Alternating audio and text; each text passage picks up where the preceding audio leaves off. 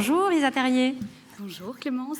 Alors vous êtes cofondatrice et directrice associée de Bijoux, qui utilise le jeu pour accompagner le changement dans les entreprises. Et vous venez de nous parler d'un Milborn que vous êtes en train, disons, de concevoir sur le parcours professionnel des femmes. Vous allez nous en parler un petit peu plus.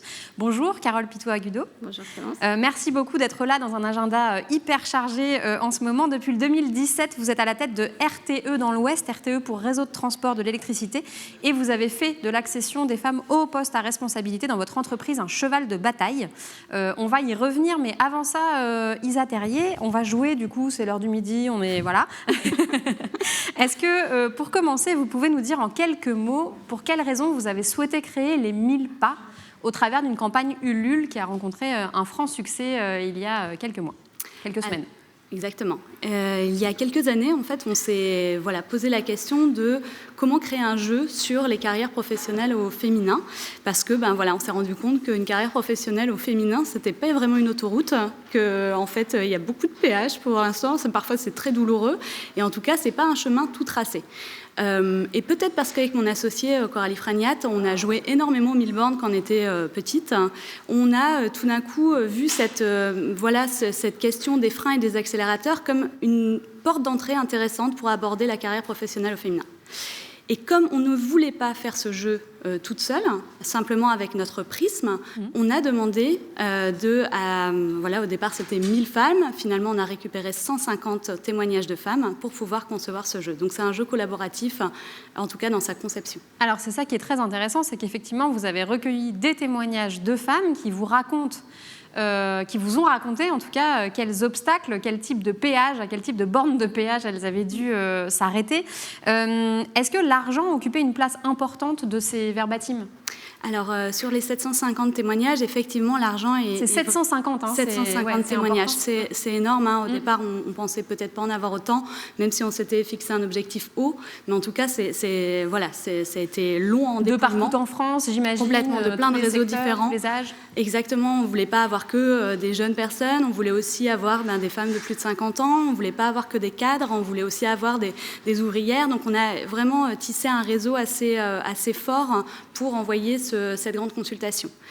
Et l'argent, pour le coup, vient énormément dans les témoignages, revient énormément, mais parfois elle est connexe à d'autres sujets.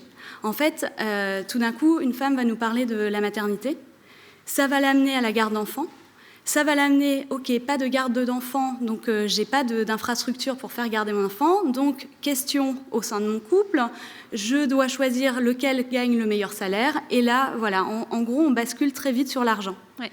Et tout a été un peu comme ça. Il y a aussi sur l'équilibre vie pro, vie perso, j'ai envie de garder mes enfants et de profiter d'eux, et donc ça m'amène à faire des choix au niveau de mon salaire aussi, au niveau des temps partiels. Notamment. C'est ça, on va y revenir parce que la question du temps partiel est un des nœuds. On rappelle que 80% des emplois à temps partiel sont occupés par des femmes, ce qui est une proportion absolument énorme. Ce que vous nous dites en tout cas, c'est vraiment tout l'objet de notre discussion là à midi, c'est de se dire qu'effectivement l'écart de rémunération cache à la fois les disparités en termes de temps partiel, de partage des temps domestiques, de ségrégation horizontale, c'est-à-dire dans les emplois, et aussi verticale.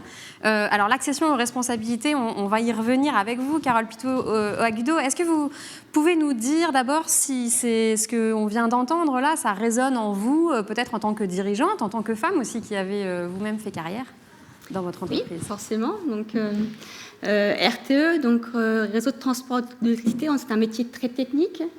Grosse entreprise, 8200 salariés, pour autant que 22% de femmes. Et force est de constater qu'il est aujourd'hui difficile d'augmenter cette part des femmes dans ces métiers techniques. Donc un vrai challenge pour les attirer et pour augmenter du coup la part des femmes, notamment dans les postes de direction. Dans les postes de direction. Est-ce que vous pouvez nous dire sur les effectifs de votre entreprise, il y a une grosse part d'ingénieurs notamment ? Donc effectivement, je vous le disais, 8200 salariés, donc un peu plus de 22% de femmes. On recrute chaque année 400 nouveaux salariés. Parmi ces 400, il y a un peu moins d'une centaine, on va dire 90% de femmes. 90 femmes, pardon, oui. Heureusement pas 90%. Ce serait fabuleux, ce serait vraiment... Là, je leur ai proposé à tout le monde d'applaudir ici sur le plateau. Cette pause midi est formidable. Et parmi ça, c'est l'année prochaine. Voilà, l'année pas trop vite, Carole. On se fixe. Et parmi ces 90 femmes, la moitié sont des ingénieurs. C'est effectivement des profils que nous recrutons beaucoup dans nos activités très techniques. Or, aujourd'hui, c'est une réelle difficulté, puisque dans les cursus scolaires et les écoles d'ingénieurs, aujourd'hui, elles sont présentes à hauteur de 20-25%. Donc, difficulté du coup pour recruter des femmes. Et donc, après, effectivement, avec chemin faisant, avec l'effet pyramide, on en retrouve encore moins donc, dans les postes de direction. Donc, un vrai sujet, oui. Alors, j'invite nos internautes qui le souhaiteraient à aller taper GenderScan dans Google. C'est une enquête sur la mixité des métiers, une enquête mondiale qui a été lancée par Claudine Schmuck et qui est en ligne en ce moment. Donc, si vous voulez participer, elle est ouverte à toutes et tous. Et l'idée, c'est vraiment de créer des indicateurs genrés. On l'a dit tout à l'heure avec Eric, c'est important. C'est une enquête à laquelle les fameuses de laquelle les fameuses sont partenaires. Vous nous l'avez dit, est-ce que c'est... comment dire il y a cette histoire, effectivement, de les faire... dites-nous, pourquoi c'est important pour vous de les faire monter, en fait, ces femmes-là, dans la hiérarchie de l'entreprise? Déjà, pour, effectivement, juste simplement avoir une entreprise juste, et donc avoir un juste équilibre entre la représentation des femmes et des hommes, donc une diversité d'opinions, une diversité d'apports, effectivement, donc, au sein de l'entreprise, parce que c'est source de richesse et donc de performance, tout simplement. Donc, aujourd'hui, effectivement, c'est une préoccupation réelle. Et comme je vous l'indiquais, donc difficulté à pouvoir attirer les femmes sur nos métiers techniques. Donc, on a un sujet autour de faire connaître ce que l'on fait auprès des jeunes filles, parce que très vite, elles se forgent un avis sur les métiers auxquels elles peuvent prétendre. Et alors que les femmes font leurs preuves et les jeunes filles font leurs preuves dans les matières scientifiques, et notamment au niveau du bac S, où on observe un très beau taux de réussite au bac S. Après, force est de constater que ces femmes scientifiques s'orientent pour la plupart beaucoup vers les métiers de la santé médicale, et on en retrouve peu, en tout cas pas assez, dans nos métiers techniques. Donc, on a déjà effectivement un sujet autour de ça, donc, qui consiste notamment donc, à aller faire de la pédagogie, de la promotion, de laisser avoir aux jeunes filles qu'elles peuvent faire carrière dans les métiers techniques que sont les nôtres. Et là, du coup, c'est tout l'intérêt d'une journée comme celle-ci, du collectif des fameuses, parce qu'on a besoin d'avoir un collectif fort. Nous, tout seuls, moi, toute seule, je vais être une goutte d'eau si je vais voir les collèges et les collégiennes. Mais là, effectivement, en se fédérant et en se fédérant à plusieurs, c'est toute la force, effectivement, d'un collectif comme les fameuses pour aller sensibiliser et faire, effectivement, que les choses changent, tout simplement. Est-ce que ça a remis en question aussi quelques modes d'organisation du travail? Je vous donne juste ce chiffre, qui est un chiffre GenderScan pour le coup. 40% des ingénieurs quittent la profession après 10 années d'exercice. Ce qui interroge, c'est-à-dire à la fois, évidemment, il faut faire venir les femmes dans les métiers techniques et scientifiques, dans les métiers STEM, mais en même temps, si elles doivent les quitter après 10 à 15 ans, ce qui n'est pas propre au métier d'ingénieur d'ailleurs, c'est vrai dans plein d'autres métiers, ça interroge sur les modes de fonctionnement de l'entreprise. Tout à fait, donc c'est un vrai sujet de travail aussi, pour donc, les accueillir, les recruter, les fidéliser. Et donc ça renvoie forcément vers notre mode de fonctionnement, notre organisation du travail. Effectivement, des réunions à pas d'heure le soir ou très matinales. Donc on doit faire des efforts sur ces sujets-là et nous ne sommes pas au rendez-vous. Là-dessus, je reste très très humble et le contexte sanitaire que l'on vit là depuis 1 an a aussi beaucoup bouleversé déjà nos modes de travail. Et il y a encore beaucoup à faire, ne pas chercher à reproduire nos styles de réunion qu'on organisait en présentiel. Si on les duplique en distanciel, effectivement, ça ne rentre pas tout dans l'agenda et ça ne marche pas. Merci donc, beaucoup. On a aussi un gros travail autour de ça, évidemment. Et effectivement, ce travail également en distanciel recrée une nouvelle difficulté autour de comment je gère la séparation entre ma vie personnelle et ma vie professionnelle dès lors que mon bureau est dans le salon ou dans la pièce d'à côté. Donc c'est un vrai sujet. Merci d'abord pour votre franchise. Et puis effectivement, vous avez raison de dire que la crise sanitaire aggrave les inégalités, mais aussi sur le plan de cette gestion-là, disons, de nos multiples vies.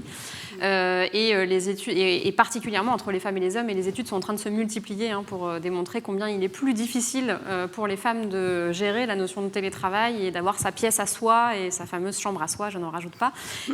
Isa Terrier, pour revenir effectivement sur ce que vous disiez tout à l'heure du temps partiel, parfois le temps partiel, ça pourrait être disons, lueur d'espoir, ou en tout cas un format pour contrer ces modes d'organisation du travail qui parfois sont un peu compliqués à adapter avec tout le reste. Qu'est-ce qu'elles vous disent? Qu'est-ce qu'elles vous ont dit, celles qui ont témoigné pour les 1000 pas? Pour le coup, c'est revenu assez souvent dans les témoignages que le temps partiel, ça ressemblait un peu à une grande illusion. En fait, parce qu'on va demander finalement la même dose de travail, mais avec une rétribution moindre. Et c'est là où je reviens sur la question de l'argent, c'est que pendant des années, ces femmes vont travailler en temps partiel, elles vont tout donner, et parfois elles vont faire le même temps de travail, et en fait ça va être comptabilisé aussi sur la retraite. Et on a vu dans les témoignages, enfin dans les conférencières de ce matin, cette question-là, c'est qu'à un moment, voilà, il y a la richesse à un instant T, mais aussi il faut voir plus loin. Et donc le temps partiel a ces répercussions-là sur les retraites. Si on prend les 25 meilleures années pour calculer des retraites, on se rend compte que le temps partiel, ça va nous appauvrir au moment de prendre du départ à la retraite. Et il y a des dispositions légales qui existent, mais qui ne compensent pas tout. Et ça dépend, bien sûr, parce qu'il y a plein de manières d'être à temps partiel. C'est d'ailleurs peut-être une des solutions, parce que les femmes, elles vous ont aussi livré tout un tas de solutions pour essayer de changer un peu leur vie au travail, notre vie. Sur le temps partiel, est-ce que vous pouvez nous donner un exemple? Oui, sur le temps partiel, mais c'est vrai que l'enjeu des 1000 pas, c'était de demander aux femmes des solutions concrètes sur leurs besoins, parce qu'à un moment, c'est aussi bien de leur donner la parole. Et sur le temps partiel, en fait, ce qui revenait en solution, c'est au lieu d'être à temps partiel, pourquoi ne pourrions-nous pas réaménager les temps de travail, en fait? Et parce qu'en fait, ce qu'elles demandent, c'est pas énorme, parfois c'est simplement à 80%, et donc on pourrait très bien, mais c'est simplement pour aller chercher leurs enfants à l'école ou à avoir le mercredi après-midi. Donc elles se disent, moi j'aimerais bien venir peut-être plus tôt le matin ou travailler différemment en tout cas. Et la question des réunions, et là je rebondis sur ce que vous avez dit, c'est que la question des réunions tard le soir, pour beaucoup de femmes, en tout cas dans les témoignages qu'on a eus, c'est un frein aussi. Elles se disent, non, en fait, j'ai pas envie de cette vie-là, j'ai pas envie et donc je vais pas postuler à des postes hiérarchiques parce que je sais qu'il y a des réunions. Et donc, voilà, c'est vraiment un maillage très complexe et très intéressant. En tout cas. Avec plein de choses qui se croisent, effectivement, et sur des aspirations, ce qui est très intéressant, et on y reviendra, Carole Pituagoudo, c'est aussi des aspirations qui finalement peuvent bénéficier à tout le monde, parce que cette solution-là, on peut aussi imaginer qu'elle intéressera pas seulement les femmes, mais aussi les hommes, toutes les personnes qui ont envie d'avoir le travail et puis plein d'autres vies autour, ce qui est un chemin pour plein d'entre nous. Carole Pituagoudo, pour permettre à de plus en plus de femmes d'accéder aux postes à responsabilité, vous mettez en œuvre un certain nombre d'actions. Je crois que, y compris vous, personnellement, vous vous engagez au travers d'actions de mentorat, d'accompagnement. Est-ce que vous pouvez nous dire un tout petit peu plus concrètement ce que RTE met en place ? Alors, effectivement, l'objectif, donc, on a différentes actions, différents angles. Tout d'abord, des actions de sensibilisation, de communication, que ce soit auprès du management en place pour les sensibiliser à la richesse de la diversité et donc sur l'importance d'être particulièrement vigilant au moment du recrutement, à veiller à ce que les femmes soient représentées effectivement donc, dans les candidats, y compris donc, pour les salariés en termes de sensibilisation, les sensibiliser sur l'importance de savoir accueillir une femme, comment on accueille une femme dans une équipe éminemment masculine dès lors que l'activité fait qu'effectivement l'activité étant technique, on a beaucoup d'équipes à 100% masculines, donc quelquefois on et pas toujours sur place. C'est des équipes aussi qui se déplacent. Tout à fait, donc toutes nos équipes effectivement qui assurent le maintien, la maintenance sur nos ouvrages, sur les lignes électriques. Donc ce sont beaucoup d'équipes 100% masculines. On a quelquefois la chance de pouvoir y accueillir des jeunes femmes, mais là aussi. Donc, ça veut dire quoi qu'il faille que l'accueil soit à la hauteur déjà, effectivement, sensibiliser sur l'environnement, des affiches qui qui ne doivent pas avoir leur place dans les lieux de travail, les propos, les blagues. Et puis des blagues qui n'en sont pas, des blagues qui n'en sont pas, tout à fait. Et puis ce qui relève complètement de notre responsabilité, c'est l'aménagement des vestiaires, des sanitaires, faire en sorte que nos espaces de travail soient équipés pour accueillir ces jeunes femmes, quand bien même elles sont rares. Donc ça, c'est un volet. Et donc la sensibilisation, la formation. Sensibilisation, formation. Et là, en l'occurrence, ce que je vous disais sur la partie sensibilisation, c'est vraiment des cursus de formation que l'on a mis en place et qui sont obligatoires pour l'ensemble des managers. Après, il y a le sujet de rendre les postes de direction attractifs. Et on revient sur ce qu'on évoquait juste avant. Donc, travailler sur l'organisation pour donner envie. Le risque, c'est sinon, c'est qu'effectivement, on ne donne pas envie aux femmes. Et déjà, de toute façon, on est challengé par la nouvelle génération, parce qu'on l'évoquait juste avant, même les jeunes hommes, en tout cas la jeune génération, aspire à autre chose et souhaite avoir des équilibres beaucoup plus importants entre vie personnelle et vie professionnelle. Donc, charge à nous de bien le prendre en compte si on veut rester attractive en tant qu'entreprise. Et donc, du coup, effectivement, c'est travailler sur l'organisation et puis accompagner ces femmes qui ont cette possibilité de pouvoir accéder à ces postes de direction, mais qui ne s'y autorisent pas forcément. Donc le fameux, effectivement, plafond de verre. Donc là, pour le coup, c'est de l'accompagnement personnalisé, du mentorat. Alors ça peut être également donc, des choses du coaching, mais avant tout du mentorat, le simple fait de les mettre en relation avec des femmes en poste avec expérience, sans qu'il y ait de relation hiérarchique, pour que effectivement la parole soit plus libre et qu'elles puissent poser toutes leurs questions et pour qu'on puisse les rassurer et les accompagner et les préparer pour qu'elles puissent prétendre à ce type de poste le moment venu. Alors, ce qui est toujours un peu frappant sur ce type de sujet lié à l'égalité professionnelle, c'est qu'évidemment, on voudrait que ça avance beaucoup plus vite et on voit bien que ça traîne. Les 25% d'écart de salaire sont toujours là. Le CAC 40 a accueilli une femme directrice générale d'entreprise, mais bon, c'est fini, etc. etc. Isa Terrier, est-ce que, parce que effectivement, dans la loi, dans le droit, l'égalité existe. Dans les faits, c'est différent. Est-ce que vous pouvez nous dire, je crois que les témoignages que vous avez reçus, 750, je le rappelle, ne vous ont pas du tout laissé indifférente. Est-ce que vous pouvez nous redire quelle est la situation des femmes dans l'emploi, en tout cas de celles qui vous ont parlé ? Alors nous, qu'on soit très clair là-dessus, c'est que quand on a lancé cette grande consultation, on ne s'attendait pas à avoir autant de témoignages et des choses dures, qu'on se le dise. On pensait qu'il allait y avoir quelques témoignages un petit peu durs, mais là, c'est tout le temps. Donc, on a fait des petites pauses, d'ailleurs, quand on faisait parce que c'était lourd. Ouais. Au niveau de l'emploi, il y a plein de choses concomitantes. Donc, je sais pas de... Comment dire ? Si, je peux vous sortir des témoignages comme ça que j'ai vraiment en tête sur une femme qui se rend compte au bout de 10 ans de carrière qu'elle touche 1 000 € de moins que son homologue masculin au même poste. Il faut savoir qu'elle nous confie qu'elle a plus de diplômes et qu'elle parle anglais. Et elle s'en rend compte. Et en fait, à partir du moment où elle s'en rend compte, elle intériorise. En fait, elle nous explique qu'elle a intériorisé le fait qu'elle valait moins qu'un mec. Et donc, en fait, on en est là. Donc, c'est vrai que c'est compliqué. Il y a ce syndrome de l'imposteur, où même quand on essaye d'aller sur des postes, on se dit, est-ce que c'est pour moi ? Est-ce que je vais y arriver ? Est-ce que je vais réussir à tout concilier ? Comment on va m'accueillir ? Et pour rebondir sur ce que vous disiez, qui était très intéressant sur le mentorat, dans les accélérateurs, quand on a posé la question des accélérateurs, le mentorat revient très souvent. La bonne rencontre, la personne qui va donner confiance. Et c'est vrai que ça devrait être quelque chose, finalement, de généraliser dans les entreprises pour pouvoir donner aussi aux femmes cette confiance-là qu'elles n'ont pas. une application du concept de sororité, Exactement. même si on peut aussi le décliner en adelphité, puisque parfois les mentors peuvent être des hommes, mais bon, ça marche aussi très bien avec des femmes qui sont cadres dans les entreprises. Alors peut-être avant de terminer, le temps file, est-ce que vous pouvez nous donner une ou deux solutions supplémentaires, peut-être qui sortent un peu du cadre qu'on n'aurait pas entendu ailleurs? Je tiens à dire que Bijou a tout récolté, que Bijou, par ailleurs, voilà, ces idées-là, elles ne viennent pas de vous, elles viennent de ces femmes. Donc pour certaines, vous ne validez pas tout, ou en tout cas, voilà. Est-ce que vous pouvez nous donner quand même quelques exemples? Oui, alors c'est vrai, on a tout recensé. Toutes les solutions sont pas, voilà, enfin ça vient pas de nous. Donc voilà.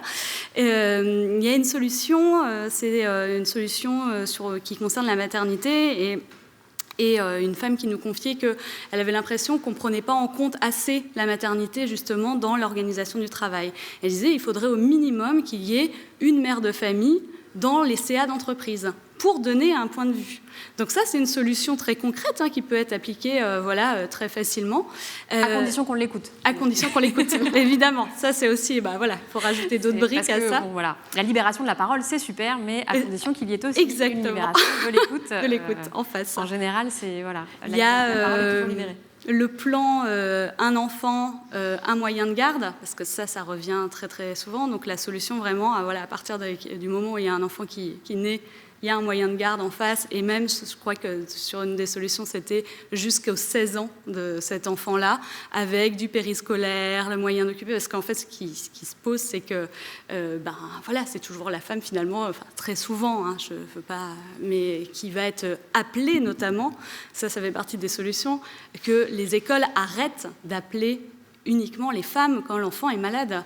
Donc ça faisait partie des solutions qui est une alternance entre les numéros de téléphone masculins et voilà, le père et la mère. Ça change un peu, mais de fait... Ça change un peu. On a eu la publication aussi de tous les salaires de l'entreprise. Voilà, ça revient très souvent. C'est-à-dire que voilà, une transparence complète là-dessus sur ces solutions. Après, il y a eu aussi la mise en place d'un système d'indemnité sur les temps partiels au moment du calcul des retraites. Je sais qu'il y en a un, mais voilà, plus poussé.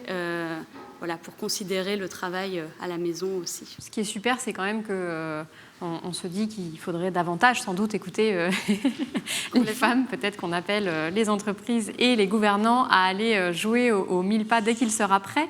Carole, vous voulez réagir sur oui, les solutions? Ça me fait évidemment complètement écho. Moi, j'invite vraiment effectivement les femmes à signaler aux écoles que leur numéro de téléphone, c'est ultime recours.